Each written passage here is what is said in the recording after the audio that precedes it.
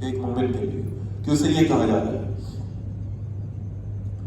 باپ بیٹے کو کہے نا، بوڑھا باپ، کہ مجھے قرض دو، تو یہ بیٹے کے لیے ڈوب مرنے کا مقام ہے. وہ کہ ابا جی مجھے خود ہی احساس ہونا چاہیے تھا کہ میں آپ کے لیے آپ کی ساری ضروریات کو خود پورا کروں، آپ کی خدمت میں لا کر رکھوں.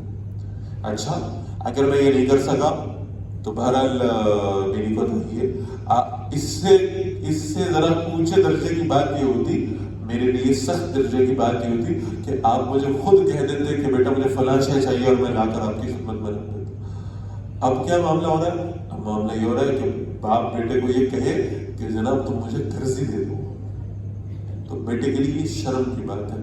اور یہاں رب العالمین جو مجھے آپ کو سب کچھ عطا کرنے والے، وہ فرما رہے ہیں کہ اگر اور کچھ نہیں، کسی طرح بھی خرچ نہیں کرنا تو کم از کم اللہ کو قرض سمجھ کے ہی دے دو،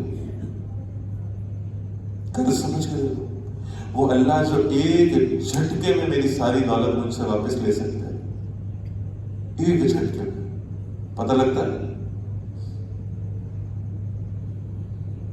نہیں خرچ کر رہا، بس ایک جھٹکا لگاؤ، ساری فیکٹریاں بیٹھ گئی، سارے معاملات بیٹھ گئے، بڑے بڑے جو دولت کے ذخائر تھے وہ چوری ڈاکہ سب ختم.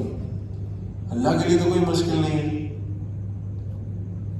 لیکن اس کے باوجود اللہ تعالیٰ بار بار دعوت دے رہے، خرچ کرو، کسی طرح خرچ کر دو، اللہ کے راستے میں انویسٹ ہی کر دو، اللہ کو قرض سمجھ کے ہی دے دو، تو صحیح.